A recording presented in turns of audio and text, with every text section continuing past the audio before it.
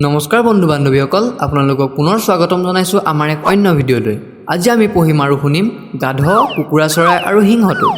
এই পামঘৰত এটা গাধ আৰু এটা কুকুৰা চৰাই মনৰ আনন্দেৰে বাস কৰিছিল।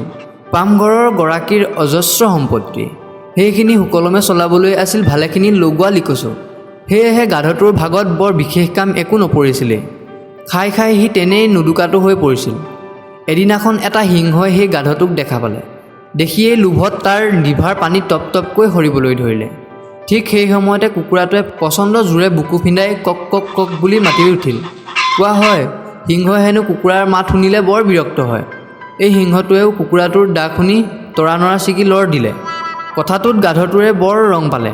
সামান্য কুকুৰা এটাৰ ডাক শুনিয়ে পশুৰাজ এনেকৈ পলোৱা দেখি দুগুণ উৎসাহেৰে সিও সিংহটোৰ পাছে পাছে চোচা ল'লে। অলপ দূৰ গৈ সিংহটো থমকি ৰ'ল আৰু পিছলৈ ঘূৰি চালে।